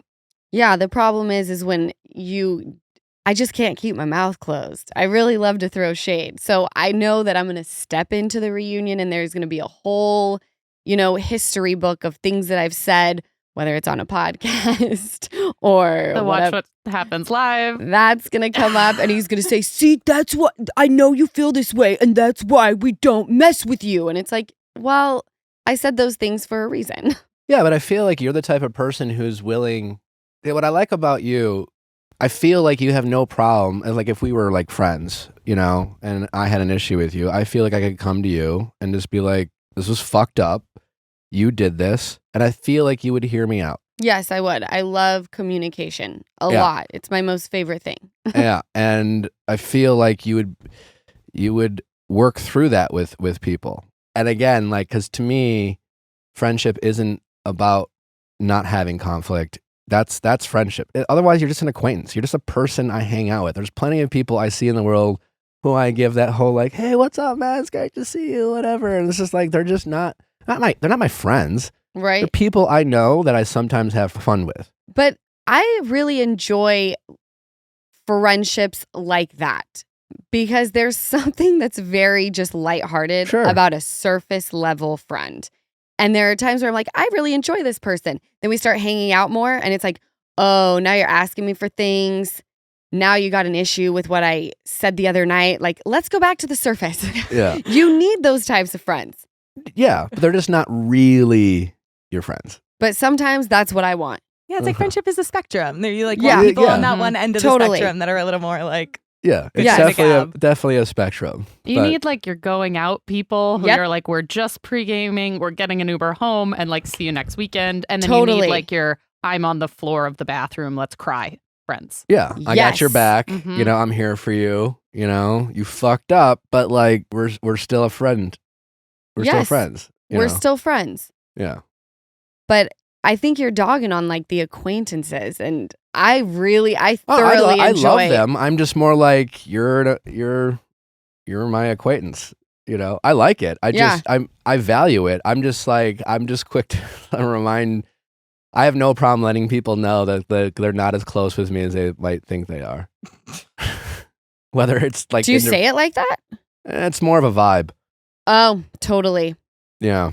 And it's based off of like, again, like I will give you as much as you give me. I just don't think people understand what it means to really be there for people when they need you. Because I think most people find friendship to be about convenience. Mm-hmm. And I find friendship to be about inconvenience and being there for people when they really need you. Like those are the people I want in my life. Oh. And like everything else, it's like, yeah, you're a fun hang. You're cool. Like it's great. You're making me really, really think about this now because I don't care if we're the closest friends in the world. don't ask me to help you move. I'll pitch in on movers for you, but Yeah. I'm not moving you. Don't ask me to help you plan a party. I'll pitch in on a party planner, but I ain't like hanging balloons and doing a balloon arch or getting flowers. Yeah, but that's not friendship. Yeah, I agree Well, with then you. I'm not a good friend. It's It's a like different- a yeah. love language thing. Like those are all like acts of service. Yeah, you do your thing. Yes. Yeah, and you have your way of helping, but like, yeah, because that's not an inconvenience. Because the people who help, the people like, also picking up you at the airport, there are people in LA who have made a career being willing to pick people up at the airport. Yes. It's like how do I become friends with famous people? I just do favors for them. Oh, You know, you don't know these people? no. Come on. It's the favor people in LA. It's just like, it's the people who are willing to do you favors. Well, And clearly no one wants so whether to it's like be planning my a friend that party or bad. whatever, like people who, it's not selfless is what I'm saying. Just because someone's willing to like help you out in that type of situation, to me, that doesn't, it's like, cool. It was mutually beneficial. Like you didn't really step up. I appreciate it, but like, Dude, you'd be a tough one to be friends with. I know you drove 500 hours to pick me up here, but I feel like you gained more from this because I'm me. I can see how that comes across. It's okay. We've learned that you give no one credit, and Yeah. I'm a bad friend because I'm not going to help you with No, anything. I just think like, when you really think about friendships, I think there's just a lot of things people can do to almost pretend to be your friend. And when you really need people, when you're at your worst, when you are in it and you are vulnerable and you are even a liability to people, like on some level, you were a liability to people when this all came out. You were associated with this like horrible person, Right. and everyone had to decide how they wanted to associate with Lala and shit like that. It's how, Mhm. and some people chose one path and some people that in that moment, that's when you know who your people are. It's not who's willing to pick you up at the airport or who's willing to help you move or Right. shit like that. You know what's hard for me in friendships is I have such a close relationship with my mom and family and like childhood friends that I almost look past a lot of things in friendships because I feel so fulfilled with the emotional support that I get from my Yeah. family that I'm like, I don't really need you to do those things. Like my mom will hear me on the phone with certain people and she'll say like, they didn't ask about you at all. And I'm like, great. Because all I do is talk about myself to you. I'm thrilled that they didn't ask me one time how I'm doing. So I don't really look at friendships the way most people do, especially in LA, because when you move here, you're usually a transplant and your friends become your family. You need them. I have an amazing support system of like blood. So you don't really need to offer me the things that you would need to offer to another friend because I feel fulfilled. It's awesome. We do. That's have awesome. We're so happy for you and your mom. Good luck finding a boyfriend. No, I think you're going to be just fine in the boyfriend department. I hope this fuckboy era goes on for a while. Me too. Yeah, it's fun. I think we have our texting office hours caller here, and then maybe after that we can do a quick speed round of some of the season 10 Vanderpump little tea tidbits. Perfect. Sure. And then, I don't know, did you hear that Tom Brady might do stand-up comedy? Did you hear that? What a snooze. Yeah. But I also am curious if there's any crazy thing that you're kind of like, I think I could be good at this and no one sees it coming kind of energy. You're I like, think it would be stand-up it comedy. would be stand-up comedy. Yes. Okay. Any chance that you and Tom are, showcasing Hit the mics hit together. the mics together? I mean, this is so shady, but I felt like even his retirement video was super boring which is like, that's riveting, right? Like you're retiring and you're like a great. And I was like, okay, bye. Like, I can't imagine he could make me laugh. Yeah, I don't know if Tom Brady could make me laugh. He just seems so boring. I also think the quote of people in his inner circle are trying really hard to convince him not to do it is Yeah. incredibly telling. If your all inner of circle is like, no, are like, man, please don't. stop. Yeah, that's that the is report. On telling. anything, just listen to them. And he's putting off his like TV deal with Fox, which is like $250 million. He's like, not right now. Wait, what is it with Fox? Like commentating? On games, yeah. So That's what he should do. they gave him like Right. a 10-year contract. It's like $250 million worth to like just call football games. And he's like, let me try comedy first. He's like, what's the deal with? Oh, The 10-yard line. What's the deal with sidewalks? Yeah, that's a bet. Like the question is like, why didn't he try to integrate the stand-up into the football commentating? Right, like, let's try Test it it out there. a little bit. Yeah. Like he could be a little Totally. jokester, being like, Exactly. yeah, People love a bit of flair. yeah. All right. That's well, actually brilliant. That's what that's the move he should make. that's what he should do. All right, let's do some texting office hours. How's it going? Good. What's your name? My name is Alicia. I'm at 27 and I slept with someone who I didn't know had a girlfriend. And now I am wondering if it's my responsibility to out him as a cheater. Okay. What's your gut tell you? Like, what do you think? Pros and cons. Like, what is the thought process you've been working through? I actually don't want to tell her. My gut was telling me that it just not to get involved or I didn't care that much about it. But when I mentioned it to my friend was like, I would totally tell her. And to be fair, I guess if it was me, I would want to know. But I, for some reason, feel very strongly about not. Why? Like, sell me on not telling her. I feel like, and I guess this isn't a good sell, I don't know if I care enough about the situation or the guy.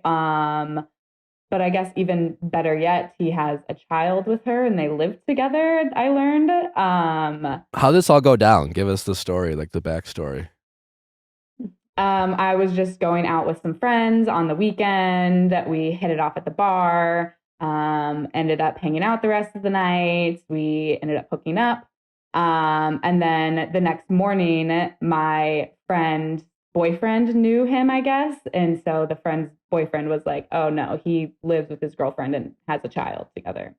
Like, I had no idea. And those are the texts we have is kind of you acknowledging that with him if we want to do a quick reading. I'm him. I want to be him, kind of. Okay. Yeah. Okay. So then you start. Let me know when you get home. Home. Smiley face. This is at 5:07 a.m. Oh, just for lovely. context. 5:07. Just so Oh, what? everyone's aware of the timestamps. He got, and he's getting you with the I'm a gentleman kind of energy. Mm-hmm. The red Let flag. me know when you get home, baby. Yeah. Nice. Hopefully you had a good time. I did. Oh, God. I did! Exclamation point. I'm glad we both decided to come out. This guy is a douche. You are epic, Alicia. I really like the small time that I had with you tonight. Enjoy and love. I really did too. You were a great surprise tonight. Then at 2:32 p.m. that same day, Hope you made it home safe to your family. Explains why I wouldn't have liked your place. and this is a What is- reply to his original "Let me know when you get home" message, just for context. Okay. Oh, so you're calling him out. Yeah, you're calling him Oh. out. Mm-hmm. Let me change my tone. Hope you made it home to your family. Explains why I wouldn't have liked your place. I've been thinking about you all day. Are you mad? And then I don't think he eight- totally picked up on what you were trying to say. I don't think he did quite either. You should have told me. Yeah, not a great look, LOL. I'm sorry. I didn't know what to say. I hate men. And that was it? I fucking hate men so Prison. much. That was it. How long ago was this? Like looking back, last weekend. Okay. So just a few days ago. Okay, so here's how I feel about it. Because I've been in this situation, right? The women who decided to step up and tell me literally saved my life. There were many women who said and still say, I don't want to tell you things because I don't want to get involved. And I'm going to be real. Those women I look at as bottom feeders. You got to tell her. I kind of You, agree. I think you I tell. know, kind of I agree. think you totally tell agree. him. You have two options here. You can tell her that you're a scumbag and you creep around on her, or I'll go ahead and do it for you. Those women who who step up and they tell the truth and they use their voice and they save other chicks from horrific situations and they have a baby, like those women are the women I look up to. The ones that are like, not my problem. I'm like, you are everything that's wrong with this world. I'm not judging you right now, but I will be if you don't say something. I mean, she's not wrong. It's Oh boy. yeah. How would you feel? How would you feel if you had a baby and your man was out doing this and a girl was like, I slept with him, but not my problem? You'd want to know. I mean, again, I would want to know. But here's the thing: you're because you're thinking about it the wrong way. You're thinking about it whether it's your problem or not, and it's not your problem. It isn't. What it is an opportunity for you. Mhm. It's an opportunity, to Lala's point, to like help someone out in need. Like literally, like you're helping out a stranger. You're paying it forward, so to speak. You're protecting someone who other people aren't protecting, and there's almost guaranteed that someone who she's friends with knows about this and isn't telling her. So not only is she being cheated on by her boyfriend or fiance, she's being lied to by people she considers friends. And you're not Yeah, giving this there's person some- an opportunity to like know who's really there for her. So this person you don't know is trusting people she shouldn't be trusting. And when she finds out, it's going to be really shitty for her and it's going to be a really tough experience. But to Lala's point, you're going to give her an opportunity to clean house and you're going to give her an opportunity. Whatever she decides to do from there, that's not your problem. But you are giving her an opportunity to like decide for herself. Is she, who can she trust and who she can't? Because right now, she doesn't even know, she doesn't even have an opportunity to figure out who she could, in some ways she's in danger. She is operating under the premise that she has people in her circle that care about her. Mm-hmm. And she doesn't. Because when you guys were reading that, you said you didn't know if he picked up on it. And I wasn't sure quite if he did either. Did I confirm that he has a girlfriend? And that's what I wish I followed up Confirm? with. No, after he's a that. liar. He's a liar. This guy's a liar. Yeah. And he already said, he was picking up on it. He said, I'm sorry, I didn't know what to say. Yeah. I know a lot of things you could say. It was great getting to know you. I actually have to get home to my girlfriend and child. Yeah. You putting your dick in me didn't need to happen. This guy's a scumbag. And his baby mama and girlfriend need to know. And Nick's right. It's not your problem how she handles it after. And I can only speak from my experience being on the other side. And I have such an appreciation for women who owed me nothing, stepping up and letting me know the person that I was sleeping next to. Like, I will be forever grateful for them. And that girl is going to appreciate you. And this is not my place to assume anything, but also in my head, I'm assuming he probably does this all the time and that she probably knows. But again, the first part probably, the second part probably not. And you'll find out if you tell her and she knows and she sticks around, then you get to go about your merry way. Yeah. Not your issue. You thinking about that right now is trying to convince yourself that you don't have to tell him. yeah. She probably already knows. Yeah. There's no way she can't know. So I don't want to stick my nose in something that, I'm just involving myself in drama. Like, you didn't know any better. You did nothing wrong. You're a victim in this too. I don't want it to get messy. So I'm like, I don't know what drama or something may come of it. But there's a way for it to not be messy. If you know who she is, you just send her a message that's like, I just wanted you to be aware of this. I had no idea, but I felt like I owed it to you, just as another female. And include the screenshots because it has his literal phone number in it. Yes. So it's not like you could have like made that up or doctored it. Because he'll lie. Because he's going to lie. And I think just like maybe a goal with this message is like trying to make sure that like you really kind of say your piece and everything that you need to know, kind of answer the questions that she might have in that first initial reach out. So that way it doesn't become like an ongoing situation that you are dragged into and becomes like a big part of your world for the next however much time. Yeah. I mean, will it get a little messy? Sure. Whatever. But like to Lala's point, you just send her a message, you send her the screenshots, you offer her the opportunity to ask any questions of you that she might have. And then you just, once you have that conversation, you're done. You Mhm. like, you don't know this guy. You don't know her. You're just done.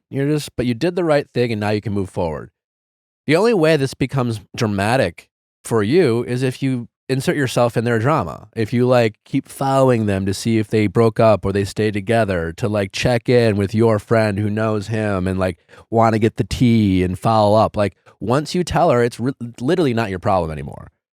You know, whether she Mhm. stays with them or not, like all you need to do is just share the truth with her, and she can, you know, whether she, you know, maybe she is on a break, maybe it doesn't really know. It doesn't really matter, Mhm. but it's definitely an opportunity for you. Should we start crafting the text? It seems like you're on board to reach out to her.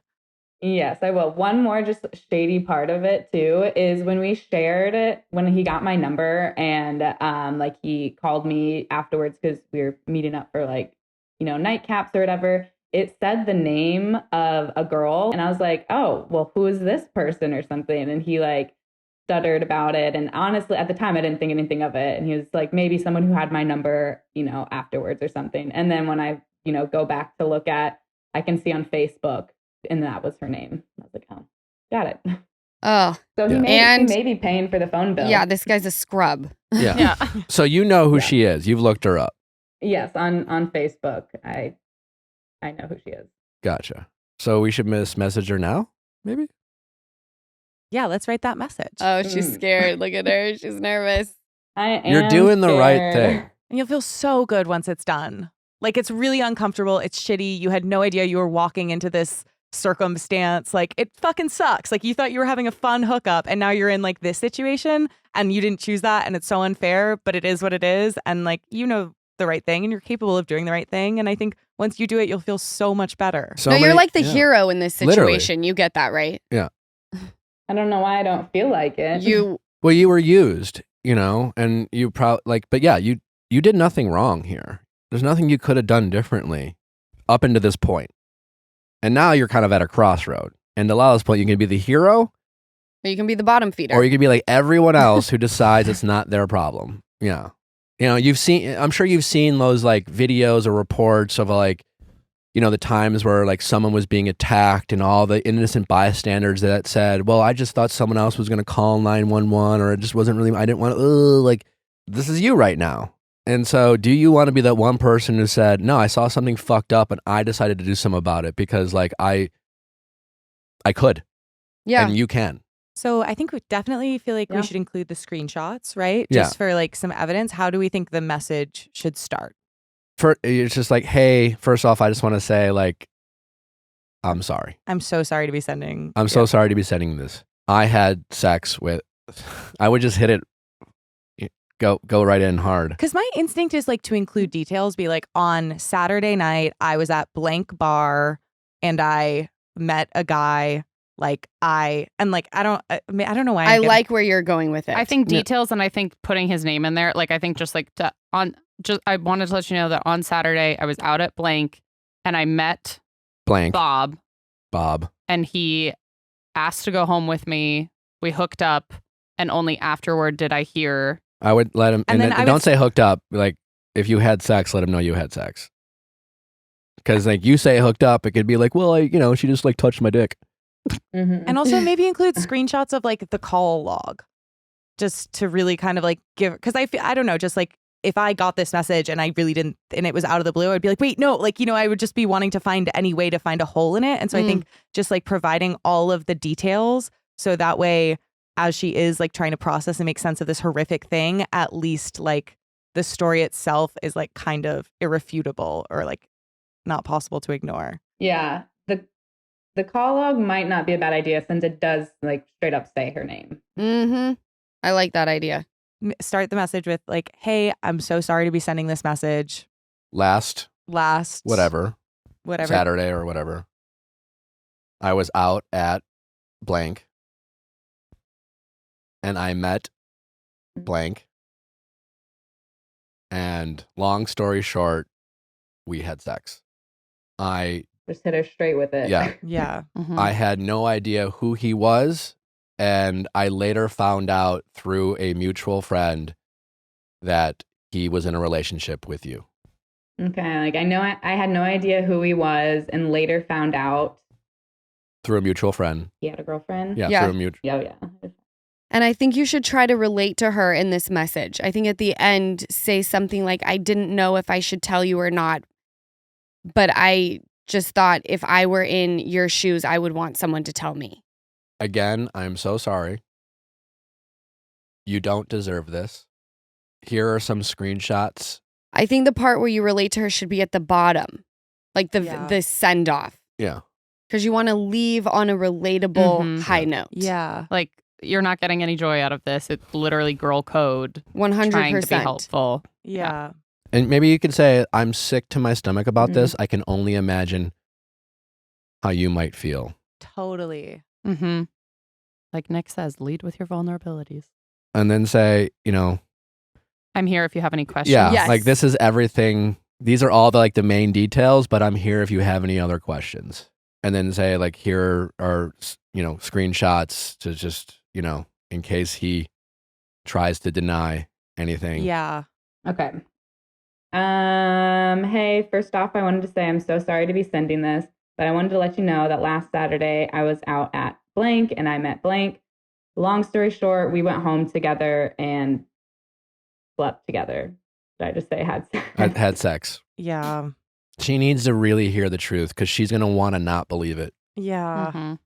Yeah. I had no idea who he was and later found out through a mutual that he was with you. Again, I don't know why I'm holding on that he may not be the girlfriend. And maybe because I'm Great, just then she'll be assuming like, Then oh, great. it's She'll like say, it's we're kinda not even messy. together. We're not And you're even going to say, together. oh my gosh, that makes me feel so much better. Right. You You're want right. we want that. We Um, hope that happens, but Yeah, that is true. I really didn't want to get involved and honestly sick to my stomach about it, but I kept thinking if I was you, I would want to know. Again, so sorry. You don't deserve this. not I don't want to get involved. I didn't want to get involved. I didn't want to get involved and honestly sick to my stomach about it, but I kept thinking if I was you, I would want to know. Great. Again, so sorry. You don't deserve this. Do with this what you will, but I wanted to at least give you the information. You don't need to do with this what you will. Yeah, take that out. Yeah. Like, I'm so sorry. You don't deserve this, but I wanted to make sure you had. Okay, yeah. Mm-hmm. I wanted Like, you to make have the sure. opportunity to decide for yourself based off the truth. Yeah. All right. This is already. I think it's good I how don't it know is. why I feel so resistant to it. Because it's fucking terrifying and icky. Like, the whole situation Gross, is so gross. It's so gross. Yeah. And like, also, it's gross in a way you had no idea about. So your brain is probably like, can I just wipe my hands clean? Can I just pretend it didn't happen? Can I just Yeah. if only I hadn't found out? And it's like, it sucks that you stumbled into it. Also, Nevertheless- you might be saving other women like you in the future that he's inevitably going to do the same thing with. And all the things that you're going through, and you're experiencing, it sucks, right? Like, you hate this. Like, he's not going to Mhm. stop. And what I've learned is Mhm. just people don't like to get involved because of how it affects their life. And I'm telling you, as someone who was this girl, women like you, I cannot express this enough, saved me. So even though you're resistant, like, I feel like you have to send it, and you have to know that she is going to be so grateful. And this guy could be out here banging chicks without a condom on, spreading shit to her. They could have another baby someday. Like, the list goes on and on of the repercussions that his actions that she's going to have to pay for. And you have the power to change it all. You should feel so empowered Yeah. right now. Like, you send this and I'm proud of you. Well, I do support my women and are on the women's side always. There you go. so. Have we sent it? Did we send it? Hit send. All right. Oh, Sent. And I need to screenshot the phone log too. But You're a hero. We're so proud You're of a hero. you. This was the right thing to do. I Yeah, hope you but- go out into the day and Thank know that you. you are a bad bitch. But if she doesn't read it in no, a I day, definitely needed the encouragement. yeah, DM her on Instagram. But you knew yourself, and you knew that you wanted to do this, and you knew Yeah. you were having trouble with it. So you put yourself in a situation where like you hoped to get there, and like that is awesome. Like you should Yeah, feel. you didn't so, have to reach so out to happy. us. You didn't have to talk to us. So good for you. Like, you knew deep down what the right thing to do, and you just needed to push because it's tough. And you put yourself in a position where you get that push. So like, go off, queen. Go off, queen. I love it. Well, we certainly need an update. Yes. Okay. So as far as drama goes, we definitely let you will. know. Yeah, we, no, I need to know too. Yeah, You guys we- have to fill me in. Yeah. we need to know. If she doesn't respond, you have to make sure she gets the message. That's the only thing you have left to do is the follow through to know that she saw that message. Mm-hmm. Because like I don't know how many people use All right. Facebook Messenger. Yeah. She might. that's true. Yeah. We'll see. Good job, girl. We're proud of you. Apparently She uses it, so. Yeah, we're proud of you. Thank Good you. job. Go treat yourself today. You Thank did a good you. thing. None of this was your fault, but you did something you didn't have to do. And to Lala's point, I really think you were a hero today. So go ahead, go and feel Well, good thank about you. yourself. I appreciate the help. All right. Bye, babe. Take care. All right. Bye. Bye-bye. Thank you. Woo. Men. No People. offense. I'll get to that point where I'm like, people. People No, are I get it, capable of yeah. anything. Right now, we're stuck in just men. I hear you. Just Shaking my head. This happens to everybody. I know. I've been there in the past. I know. Yeah. I'm well aware that women do some not great things as well. But I'm only talking about my own experience, I you hear know? you. I hear you. So I hope my experience, I feel like we gave the good push today. Yeah. Mhm. Yeah. We did a good thing. Feels good. Gonna feel good like going home from work today. You know, being like, I like my job. I mean, someone's going to have a bad day, but eventually it'll get better. It's going to get, her life is going to be great. Yeah. So, quickly, I'm curious about your decision, I guess very topical, in sharing with Raquel that you and James had hooked up at the beginning of their relationship. Like, what was your thought process like for that? And why, I guess, like, why now? Had I been in a better headspace back when it happened, I probably would have told her back then. But I was very deep in my alcoholism. And obviously, I can't change that. So, cut to where we are today. And when I told her, I just felt like my life was so yucky and there was so much that was just coming to the surface that I wanted everything out of my closet. It was like, if Raquel and I are going to move forward, I don't want to move forward based on a foundation that's rocky. And this one thing that I've kept from her is I don't like the thought of a relationship being built on lies. My relationship crumbled because it was built on lies. So I know the timing seemed strange, but when is the right time to tell someone that you slept with their boyfriend when they were together? A decision that I never would have made had I not been drinking. So I just wanted to get it off my chest. I wanted to open my closet and have it be pristine. Totally. And then in kind of thinking about how things have developed with Raquel and Schwartz, it seems like, you know, kind of everyone is not a fan of this development. Do you feel like one of them is more in the wrong for the way that it's transpiring and the way it's impacting everyone? I feel like Raquel is in the wrong because you'll see throughout the season how it plays out and just conversations that were had between Raquel and Katie. But I think the biggest person to blame, and I love that Ariana said this, that why is no one ever mad at Schwartz? And it's so true. And I feel like people just expect this behavior from him. And, you know, kind of like the puppy dog, I'm nervous, hands in the mouth. I feel like he's mostly to blame. But yeah, I Like- just want to have fun guy. He's just like, why do we have to cool the vibe?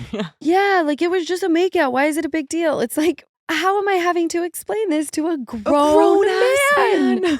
Well, and you had even said in an interview too, you were saying, you know, every time a situation like this happens, it feels like, why is it the woman who has to take the brunt of it? And after what you went through, you're like, what? No, we should be applying blame to him as well.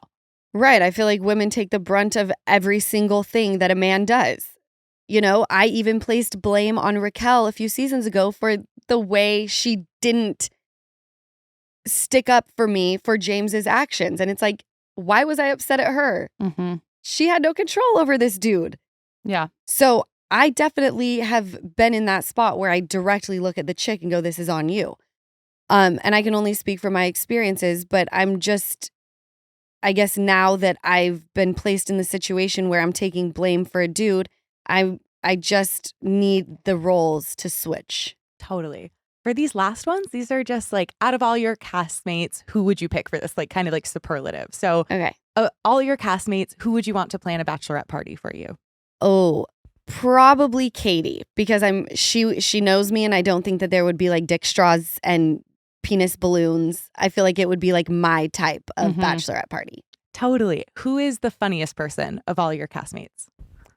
Oh, the funniest person of all my Katie makes me laugh really hard. Her sense of humor is like similar to mine. Very dry, a little mean. Okay. Who do you think is most different from the way that they're perceived by the public? Like knowing them as like a person one-on-one without cameras, like that version of them is most different than the version people who watch the show. I think Sheena, when I'm with her and cameras are down, I'm like, you need to let people see this version of you.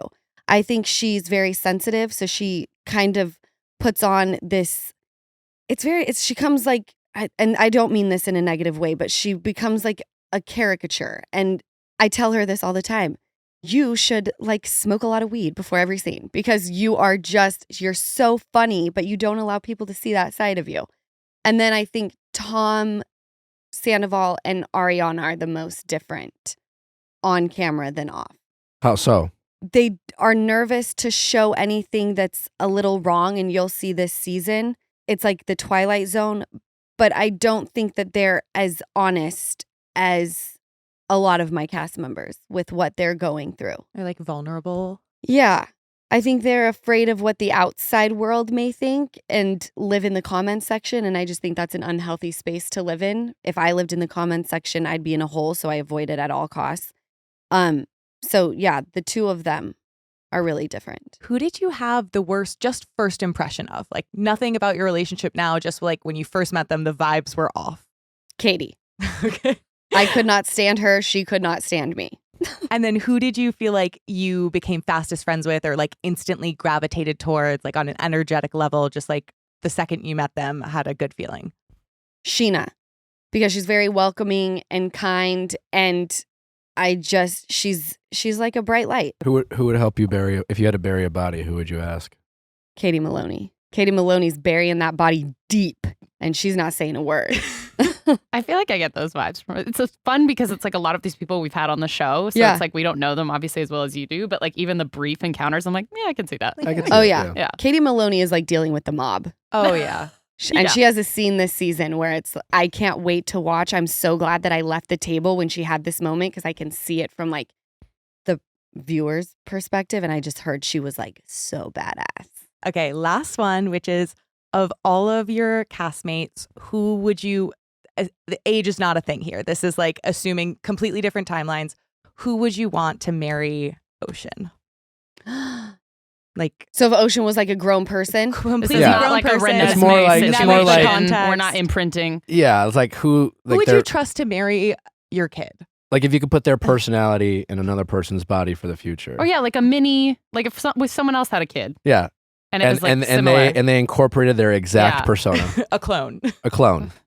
I would like Ocean to marry probably Max Todd, Lisa Vanderpump's son. I would never want her to marry any of the dudes on Vanderpump Rules. That would be a really horrifying thing. I'd have an intervention with her. Where did they find the manager, the sir manager? He's a trip. He's like Gaston, right? From Beauty and the Beast. Yeah.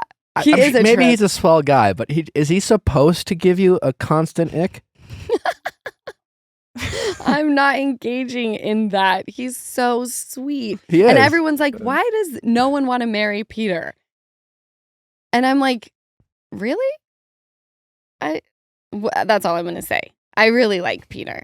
There was a moment when Raquel started crying where he hugged her and I was like, oh, he really cares. Like just he was very tender and authentic. When he like knelt down at the table and hugged her? Oh, about pageants. You've gotten the ick and you can't go back is what it sounds like. Yeah. When she was crying about pageants? And there was one point where I just that was a lot him, for me. like, I had really... a hard time empathizing with Raquel in that moment. I'm like, maybe at 27 it's time to...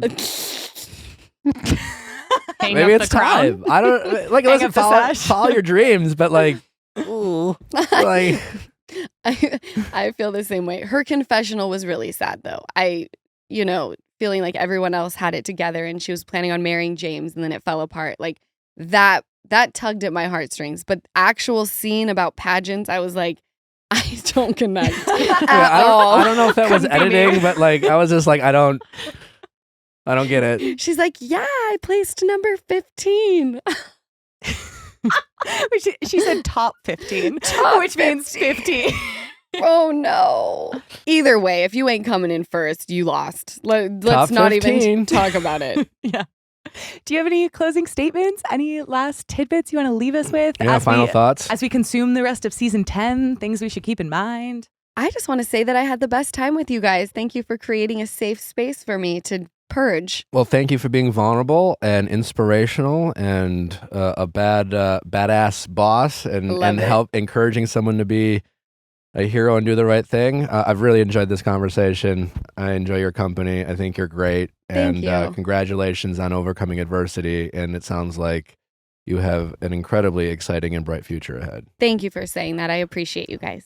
All right. Well, thanks for listening, guys. Don't forget to send in those questions at asknick@theviallfiles.com. Don't forget tonight, Better Date Than Never. What are we talking kinks? Kink. Yeah, great. Every week we do this show, I get less and less comfortable, but here we go. That's your fault. I don't know how to relate to these things. You find a way. You've All right. had some experiences of people mentioning it. Yeah, And that's so true. I That's think true. you'll That's be- true. you'll That's true. have That's some true. stuff to Thank share. God you know a lot about my sex life. Anyways, 9 p.m. Eastern, 6 p.m. Pacific, live on AMP tonight. If you're not doing anything, come join us. Next week is wild. Tune in. Bye.